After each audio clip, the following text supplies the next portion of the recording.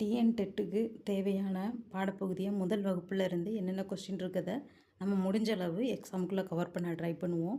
இப்போ நம்ம வந்து முதல் வகுப்பில் முதல் பருவத்தை ஃபுல்லாக கவர் பண்ணலாம். முதல் பருவத்தில் மோஸ்ட்லி சின்ன பசங்க புத்தகம் அப்படின்றதால அதிகமாக கொஸ்டின்ஸ் வந்து இருக்காது. நமக்கு தெரிஞ்ச அளவு தான் இருக்கும். சொல்லி கொடுக்குற மாதிரி, எழுதுகிற மாதிரி, அவங்க ரிமெம்பர் பண்ணுற மாதிரி, கேமிங் அந்த மாதிரி தான் மோஸ்ட்லி இருக்கும் அவங்க புக்ஸு. அதில் ஒரு சில பாயிண்ட்ஸ் மட்டும் நமக்கு எக்ஸாம் பாயிண்ட் ஆஃப் வியூவில் வர்றதை மட்டும் நம்ம பார்த்துக்கலாம். இப்போ முதல் பருவத்தில் இருக்கிற கொஸ்டின்ஸ் மட்டும் பார்க்கலாம், என்னென்ன கொஸ்டின் கேட்க வாய்ப்பு இருக்குதுன்னு.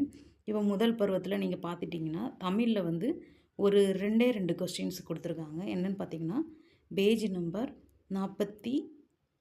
49வது பக்கம் வருவோம். நம்ம 49வது வந்தீங்கன்னா ஒரு பாட்டு வந்து எழுதியிருப்பாங்க, ஒரு கவிதை. அது எழுதுனது யாருன்னு பார்க்கலாம்.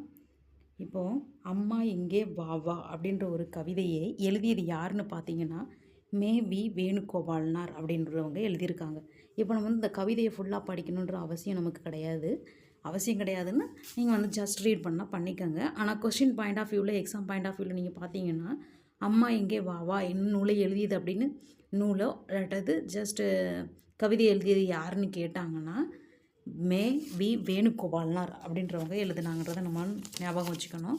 அடுத்தது ஒரு பாடல் வந்து எழுதியிருக்காங்க. என்ன பாட்டுன்னு பார்க்கலாம். அது வந்து அப்படியே நம்ம கீழே வந்தோன்னா இதில் நீங்களே பார்த்தா தெரியும். எழுத்து பயிற்சி தான் மோஸ்ட்லி கொடுத்துருப்பாங்க. ஃபஸ்ட் ஸ்டாண்டர்டில் நிறைய கொஸ்டின்ஸ் இருக்குது, அதனால் பயப்பட வேண்டாம். என்ன பார்த்தீங்கன்னா அடுத்தது 61வது பக்கத்தில் அடுத்து ஒரு கவிதை ஒருத்தவங்க எழுதியிருக்காங்க. அதோ பாராய் அப்படின்ற ஒரு கவிதையை வள்ளியப்பா அப்படின்றவங்க எழுதியிருக்காங்க. இது எப்படி நம்ம ரிமெம்பர் பண்ணுறது அப்படின்னு பார்த்தீங்கன்னா அம்மா இங்கே வா வா, அம்மா நமக்கு வேணும் எப்போவுமே. அப்போ அம்மா வேணுகோபால்னார் அப்படின்ற மாதிரி ஞாபகம் வச்சுக்கோங்க. அதே போல் அதோ பாராயின்றதில் ஸ்டார்டிங் வேர்டு என்ன அப்போது இதில் பாருங்கள் எழுத்து வள்ளியப்பான்றவங்க எழுதியிருக்காங்க. அப்படின்ற மாதிரி ஒரு கோர்வையாக, அதாவது ஒரு ஷார்ட் ஃபார்மாக நாமே உருவாக்கிக்கணும்.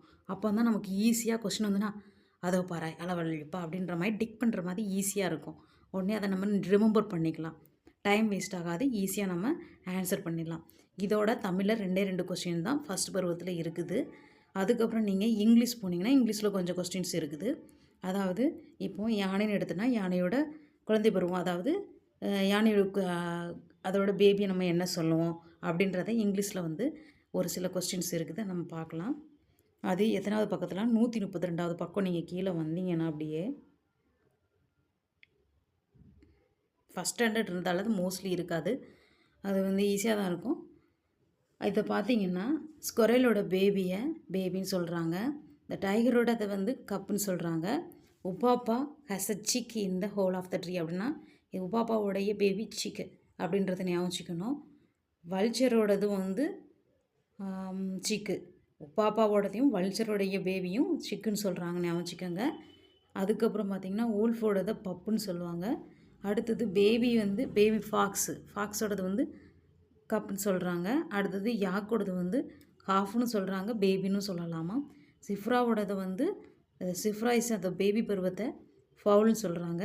அடுத்தது வந்து நெக்ஸ்ட்டு வந்து இது இருக்கா. அடுத்தது வந்து நம்ம கீழே அப்படியே வந்தோம்னா அடுத்தது ஒரு பக்கம் 137வது பக்கம் நீங்கள் எடுத்திங்கன்னா அதே போல்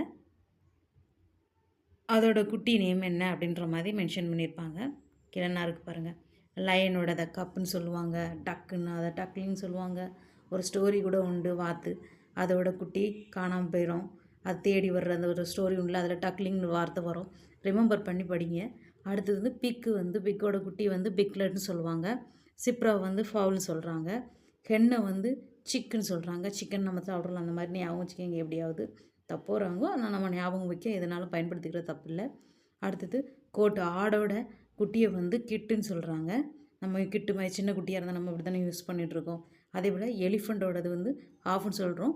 அதே போல் இன்னொன்று நம்ம படித்தோம்ல, யாக்கோட குட்டியை வந்து காஃப்னு சொல்லுவாங்க, பேபின்னு சொல்லுவாங்க. அப்படின்ற மாதிரி ரிமெம்பர் பண்ணி படிச்சுக்கோங்க. ரொம்ப ஈஸியாக தான் இருக்கும். ஃபஸ்ட் ஸ்டாண்டர்ட்லாம் ஒன்றுமே இதுக்கு மேலெலாம் ஒரு கொஸ்டின் இருக்காது, நீங்களே பாருங்கள். இது வந்து கிராமர் சொல்லிக் கொடுக்குற மாதிரி தான் மோஸ்ட்லி இருக்கும். It is a chick, it is a lion, it is a cup, அந்த மாதிரி தான் இருக்கும். ரொம்ப இதெல்லாம் ஒன்றும் இல்லை, நமக்கு தெரிஞ்ச ஒரு கிராமர் தான். நம்ம அடுத்த ஃபஸ்ட் ஸ்டாண்டர்டில் டெர்ம் 2 ஃபுல்லாக நம்ம பார்க்கலாம். என்னென்ன கொஸ்டின் இருக்குன்னு மட்டும் பார்ப்போம். ரொம்ப டைம் வேஸ்ட் பண்ண வேண்டாம். தேங்க்யூ ஃபார் வாட்சிங். அதே போல் 6th ஸ்டாண்டர்ட் நம்ம படிக்கணும் அப்படின்னா நாங்கள் ஆல்ரெடியே ஒரு ஃபுல்லாக ஒரு யூனிட் ஃபுல்லாக கவர் பண்ணி நான் போட்டிருப்போம்.